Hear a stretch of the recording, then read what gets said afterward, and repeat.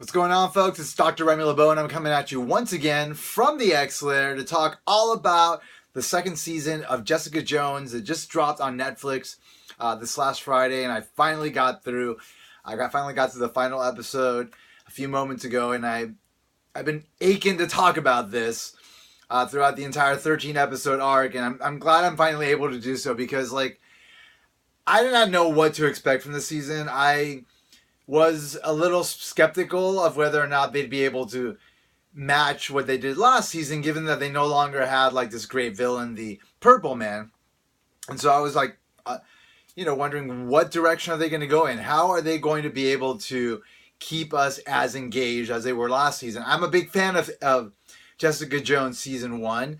I thoroughly enjoyed watching it. I love the character. I love Kristen Ritter's portrayal.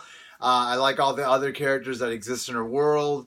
There was the buildup of the world that she lives in was intriguing to me. So much so that when she popped up in the Defenders, I was super excited because I really enjoyed her character, and then the idea of having her interact with Luke Cage and Daredevil and Iron Fist was really exciting. And when it actually happened, it was exciting. It was another hit for me. I hear that there are mixed reactions from people in general about these shows, but as a Marvel fan, I'm very satisfied, and as a film fan, I'm very satisfied with the way the stories are being told. So I've just been really happy up until this point, but I still did not really know where they were going to go with this second season of Jessica Jones because, I never read Jessica Jones, and so I know that there's the original series, which a comic book series, which is what season 1 was based on. And I believe that after season 1 aired, Brian Michael Bendis, who wrote that original Alias run, that was the name of the comic, Alias, came back and wrote another one.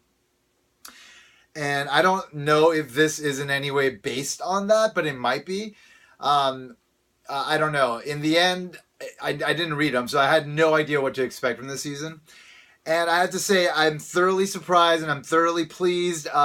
It took a few episodes to get going because that's how these Netflix shows are.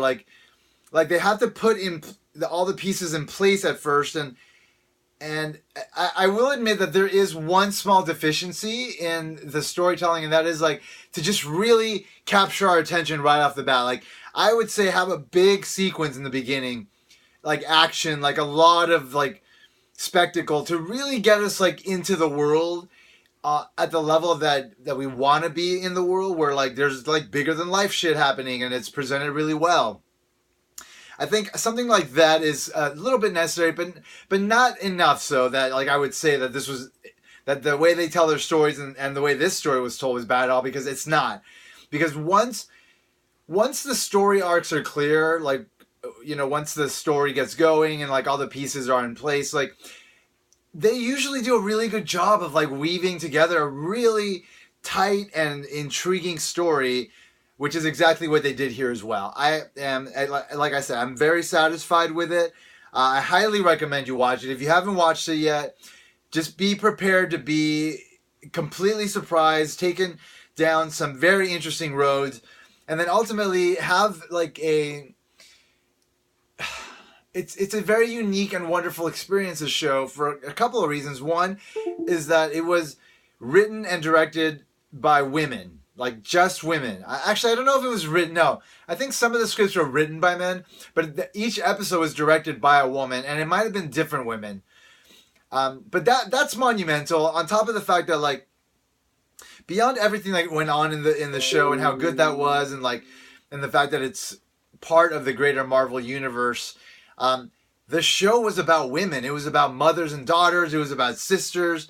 There were not a lot of men in this, and that's such a refreshing thing, because when you live in a world where most of what is produced is mainly about men, you just get used to that, and then women generally tend to take a very kind of subordinated role to some extent. Obviously back in the day it was damsel in distress,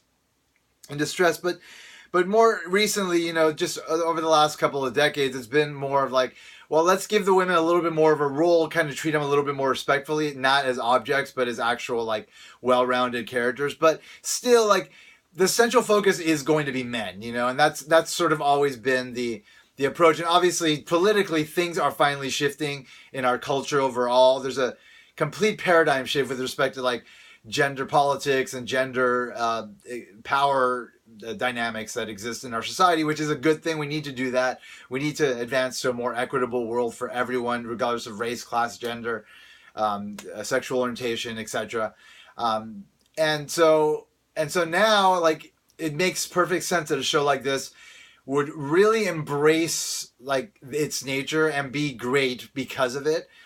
So, like, having that story mainly focus on women and be told by women didn't mean that, like, it's not going to be intriguing and captivating and as valuable of an entertainment experience for those that like this type of content, regardless of who you are, what your gender is. Like, any guy could sit down and watch this show and really appreciate it. But the themes, like the central stories, are mainly about women. But it's not like, but those experiences aren't particular to women. Like, they are human experiences. It just happens to be women this time that are going through these character arcs, these story arcs throughout the season. So all of that just makes it exceptional. The fact that it is part of the Marvel Universe makes it even more exceptional. And everything that happened within the storytelling, for me, was super intriguing and captivating. So we're 6 minutes in. I'm going to now start with spoilers. So if you have not watched the show, I suggest turn the video off. Spend a little time watching the show. You don't have to rush through it. Take your time with it. Like fine wine, just kind of sip it until you're done. And then come back and, like, see if, like, you share the same thoughts as I share on the storytelling. Anyway. Wow, I think it was about episode 4 or 6. It was like somewhere between 4 and 6 where we realized that that this killer that Jessica Jones was after, this, like, weird woman with a wig that she met with, is actually her fucking mother. And then we get, so up until that point, like, all the pieces were being set up, and, like, there's a killer, and, like, Jessica Jones doesn't know who it is, and, like, and it's clearly, like, in some way related to her and Patsy, and, like, and that starts to take her down the road of, like, trying to, you know, get information on her past and, like, how she got her powers and the people involved with that. And then it all sort of converged on the fact that, like, the mother was the one who was killing people, and it was all related to her past, and her mother was actually alive, who Jessica Jones thought was dead. And as soon as that becomes a revelation for the audience, and I didn't see that coming, by the way. That was a big fucking, like, side. What is it? What do they call it in the a blind side on Survivor? They always, anyway. It was a huge blind side. I didn't see it coming, and I loved it. I loved it. Obviously, it's very much in the, like, Empire Strikes Back vein, where you know, Luke realizes Darth Vader's his father. It's like, this is Jessica Jones, though, realizing, like, this killer, this, like, brutal, savage, super-powered killer is actually her mother, which is intriguing.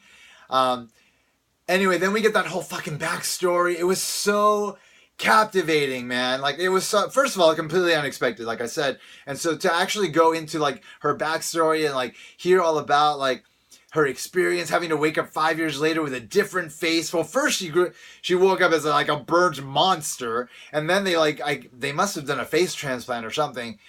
Or was it was it the regeneration from her powers?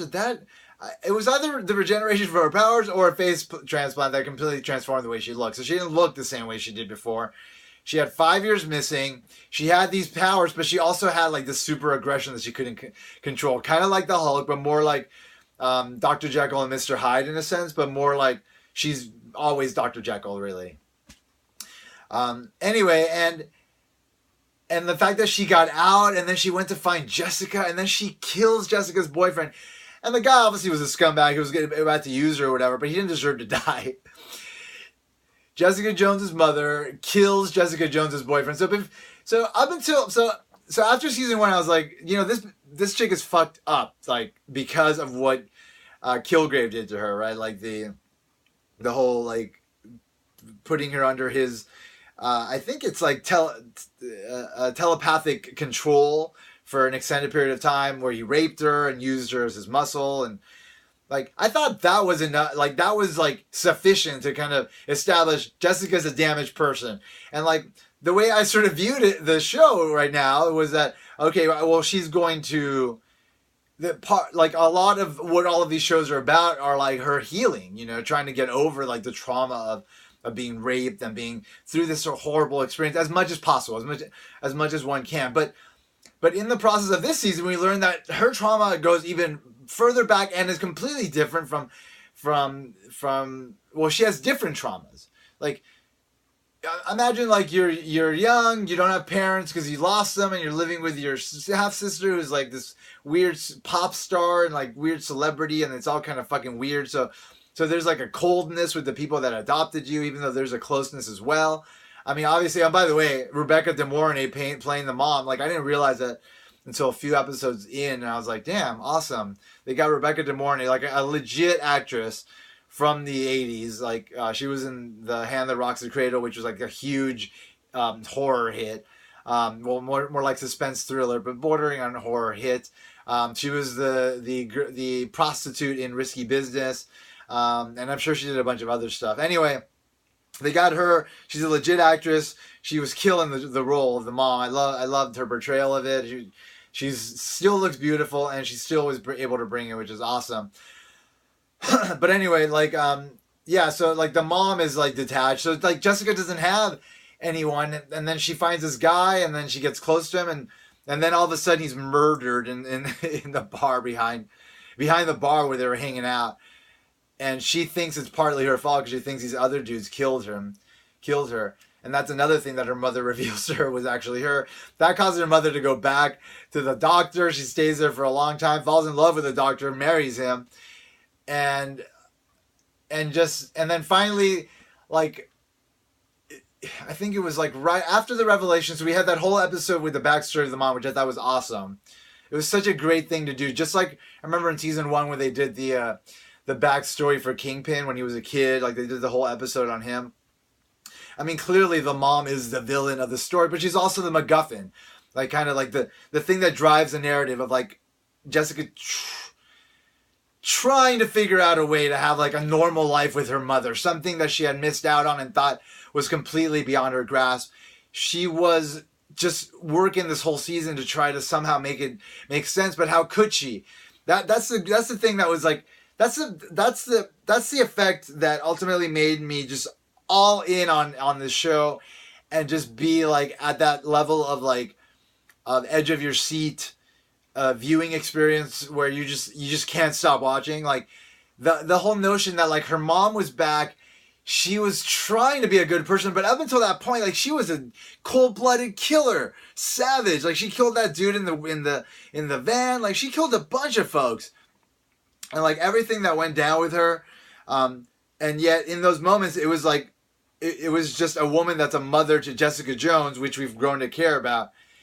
And not only does she want, in some subtle way, a way like somehow to make it all right and make this ideal and have this be like a happy moment for her where she's reunited with her mom, but like we want that too. Like, I want that for Jessica Jones. I want her to have her mom. I want her to have like a normal relationship with her.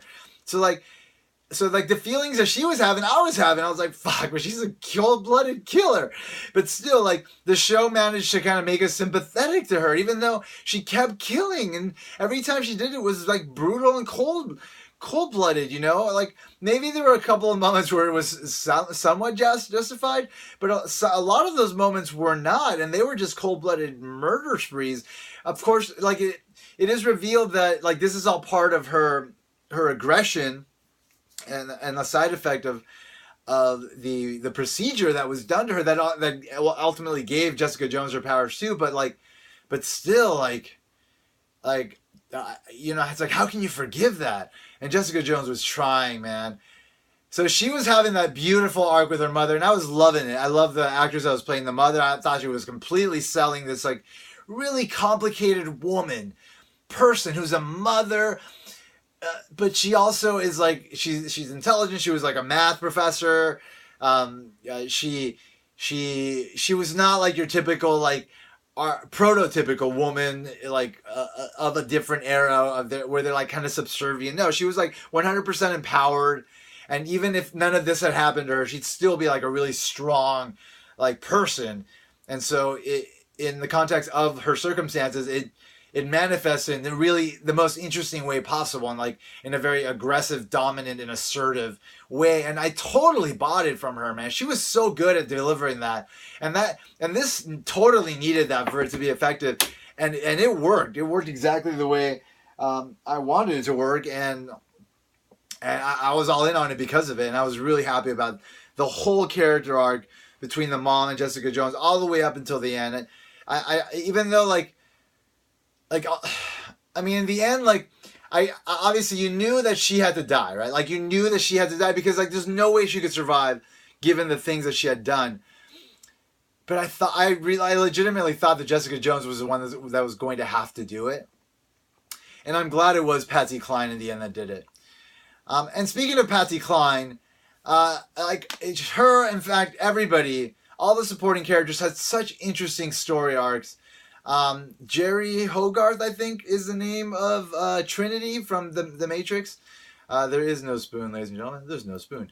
And that's why I wear this, by the way. Just a Matrix reminder, Matrix reference there. Anyway, Hogarth, like, I forget, I think that's her name. Like she finds out she has ALS, and then like that whole storyline of her wanting to get that healer to heal her, and then finding out that it was all false, and then it was such a great arc. I loved it, like, because it could have gone so many different directions at so many different times, and at the end it just went a really dark direction.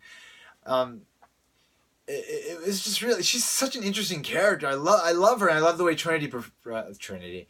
Her name is I forget what her name is. Carrie-Anne Moss. Carrie-Anne Moss. She portrays that character wonderfully. It was interesting so early on in the show, and this is when I'm going to draw a parallel between, not a parallel, but maybe to draw some inference on what the content of the show might say about the state of Fox and Marvel and their sort of merger, which I believe is 100% going to go through. Any complications that arise between now and the final announcement are just silly. Like, this is going to happen. Marvel is getting the X-Men back 100%. Because of that, they need to introduce mutants into the Marvel universe. In the Ultimate Comics, in the Ultimate Universe, so for those of you that don't know, about 10 or 12 years ago, Marvel Comics started up the Ultimate Universe, which was like a different version of the Marvel Universe where all the characters had like completely different origins, and it really ultimately was more suiting for adapting to like a real world type of representation that can ultimately be translated into film better than like the OG stuff. And it has been the basis, the Ultimate Universe has been the basis of the Marvel Cinematic Universe. Everything that we see in the Avengers movies, all the movies connected to that. In the Ultimate Universe, mutants do not simply sprout up because of radiation. They are created. They are created in a laboratory. And I forget how that kind of maybe snowballs, but I know that mutants are created in a laboratory. This doctor created, Jessica Jones, created the mother, and apparently created a few other people. Did he? I don't know. I think so. It was implied. Jessica Jones at one point says, I prefer to be called Gifted. There's an X-Men show right now called The Gifted. Mutants have generally been referred to as Gifted in the comics. Is this a sign of Marvel telling us that there are going to be now more of these characters that are going to sprout up? Because there was a mention of like, there was also a mention by who was it?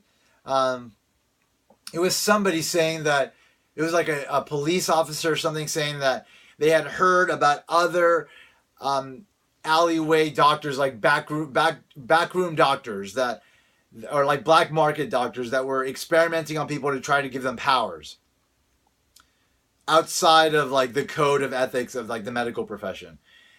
So are we being told now that mutants are being created in the Marvel universe? Because this is clearly connected to the Marvel Cinematic Universe. There was mention of the raft that was in Civil War, that prison out in the water. That's a comic book thing that came into the movies in Civil War and now exists in the Marvel Universe. There's a lot of there's like throughout Luke Cage we had Tony Stark's rival, played by Sam. Damn, what was the name of his rival in Iron Man 2? Anyway, there was mention of his weapons manufacturing company in Luke Cage. There's always a lot of mention of stuff. Like there was mention of Captain America here, and also Spidey. Like there was mention of a Spidey sense at the very end. So clearly, this all takes place in the same place. Even though like the connections are tenuous, they are there, and so I'm wondering like if are we going to start seeing like some solid connections between everything that goes on in the Marvel Cinematic Universe, both on the big screen and in the Netflix shows, and its connection to the X-Men? Are we going to start getting mutants mentioned? Are people that are genetically altered via lab experiments going to be called mutants? Because they are intentionally being mutated. And so that would make Jessica Jones a mutant. That would make Luke Cage a mutant as well, really. Because he was experimented on a similar way. And that sort of opened up some potential in his DNA, I think. I don't know. I have to go back to the origin to see exactly what it was. But are these the seeds? You know, like there's just the fact that there was mention of the Gifted made me excited. And then I started thinking, well, are we gonna get like a full cast of characters of these like Gifted? Because like there was a mention of that one dude who's supposed to be a healer up until the point where it was revealed he wasn't a healer. My assumption was that, well, he must be a mutant as well, and is he going to be part of like a group of mutants now? Anyway, that didn't happen, but nonetheless, there was a mention of the Gifted, and there was a mention of lab experiments creating superpower beings, and that is the origin of mutants in the Ultimate Universe in the comics. And so, I don't know, but we'll see. Brian Michael Bendis was the one, I think, who created most of the Ultimate Universe, and he created Jessica Jones, this is a prolific writer who just left Marvel to go work for DC, but he's heavily involved. He's an executive producer on this show. I don't know. I want to be optimistic. I want to believe that this is all going to lead to like the mutants being introduced in the Marvel Universe. Maybe in that way. Maybe as experiments. Anyway, I'm going to stop speculating on that. I really love all the character arcs. I love the character arc of Carrie-Anne Moss. I love Trish Walker. Her character arc. Like her first, like getting that inhaler from that one dude that she sort of used to date, but not really, that kind of turned on them. Then using it and that kind of paralleling a story of addiction and withdrawal. That ultimately leading to the revelation that she wants powers just like Jessica. And then her actually trying to get power just like Jessica. And then at the very end, it's revealed she may have gotten powers. Not just like Jessica, but she may have gotten powers. She seemed to be like have super strong, super great reflexes. Her name in the comics is Hellcat, right? There was a mention of her giving up 2 of her 9 lives. Clearly, they're building up to that. It looks like the procedure may have worked to some extent and given her some powers, which is what she wanted, which is what we're likely to get in the next season, which is exciting. The stuff that was happening with the dude that's her assistant was really awesome as well. I liked how he was given more of a role, but he was... Because he's one of the only male leads, like, not the only males in the show, and like the way that he was portrayed, he was objectified at times. It was very much like women have been portrayed in mainly male shows, and I really like that. I really like how the tables are intentionally turned on those overall dynamics within the show. Because, like, we need stuff like that. And in the end, if you can just get over it, if you have problems with women being equal to men, then you can just enjoy the show for what it is and just acknowledge that there's been a ton of shows that have had the gender dynamics completely switched. And so the fact that they were switched here completely is awesome. And I love it. And I hope that you guys can appreciate it as well. As a gay man, I definitely did appreciate having that dude objectified because he is very pretty, and I appreciate us like the camera giving him the gaze. The gaze is like, it's one of the seminal theories that sort of underlied like feminism, like in the 70s, where like I forget her name, Gloria someone, I think, wrote a paper called The Gaze, and it was about how like the camera in cinema is always looking at women rather than looking to women, you know, like we were always kind of watching them as an object. And that's sort of what happened with the dude. I forget his name, but he does a really great job. He's a great actor as well. Like he was very much like looked at a lot, and that's a good thing. And the only time we really saw women undress, it was like when Jessica took off all her clothes. And during the sex scenes, but you barely saw women. But when Jessica took off her clothes because she wanted to get rid of the blood off of that crooked security guard in the prison guard, and she was in her underwear, it wasn't about looking at her. It was about looking to her to kind of see how she's processing the fact that she just killed a guy in cold blood. Even though it was right, like this was essentially what she was against with her mom. You know, the fact that her mom had done these things and how she couldn't forgive her. It was such God, there was so much. Like that was such a complicated moment. You know, there were such great like complex moments that really helped us to like take us through this like really just chaotic emotional experience with Jessica Jones, which is what this whole thing was. But like there was something so endearing about her and her mom relationship, and when they did have a chance to be kind of heroes together, that was really cool. But even when like they were just like using their powers even against each other, I was like, yeah, motherfuckers. Because those are the moments that we want as like Marvel fans. You know, we want like superhero, superpower moments, and we got a good amount of those, and I was really happy about that. Another thing that was interesting was the use of Kilgrave. The fact that I knew that it was going to be like a flashback. There was a lot of chatter online before this came out about David Tennant, who played Kilgrave, who was back in this, and everyone was like, well, he died, how can he be back? And I figured it would be either flashbacks or in her mind. I thought to an extent, before we saw that the mom went back to the hospital during her backstory episode, I thought that we were going to find out that the mother was somehow aware of the Kilgrave thing, and like, and she felt bad because she didn't do anything about it. Or what I think we missed was like a moment between her and Jessica where Jessica like kind of breaks down and says, you let that guy take me. Like if you had not killed my boyfriend, which hurt enough, but also maybe just come back into my life, maybe you could have stopped that guy from taking control of me. Like there was nothing like that, and I was expecting that. I didn't get that. But whatever, that's fine. Everything that was happening though was intriguing and on every level, and the way the story was woven, and how like all the characters would come in and out of their story arcs, but they would really have their own, was wonderful. I thought this was a great season. I'm really happy with it. I hope all of this keeps going. Like things are weird right now because Disney is trying to form its own streaming service, and obviously it wants its own content, but they formed a relationship with Netflix a while back for these series. I hope that they just honor those, continue them here on Netflix, and then they can have their own different shows on Netflix, you know, on other characters or something. I don't know. Because this shit is so good. I wanted to keep going. And, you know, every few months to get like a full season of these shows is just fantastic. And they're so well done, and the stories are so well told that, I mean, I have no problem kind of giving up an entire weekend just to be taken on the ride, because it's so fun. It's so worth it. Anyway, loved it. Loved the episode. Loved most of the episodes. Pretty much all of it. It was a little slow at the very beginning, but it was fine because, again, it was about laying a foundation for like a really intriguing set of story arcs.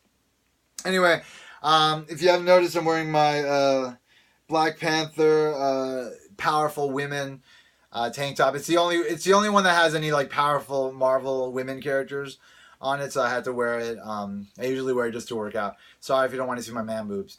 But I had to wear it because I have to honor the ladies of Marvel.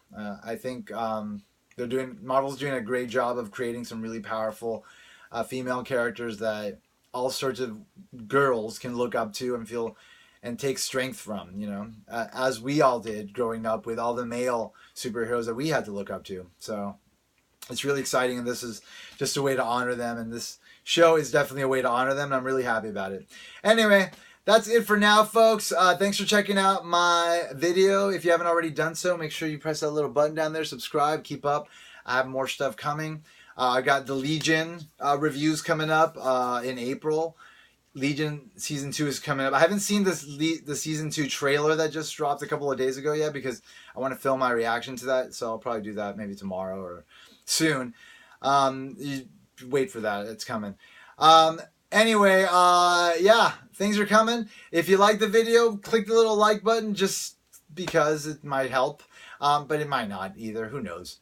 I like just doing stuff. I like talking about my favorite stuff in front of the camera, and like, thank you to those of you that continue watching. Appreciate it. Anyway, take care of yourselves, and as always, I want to remind you, if you haven't already put an X in that box, you better, because ain't nobody checking me. Take care, folks. Bye-bye.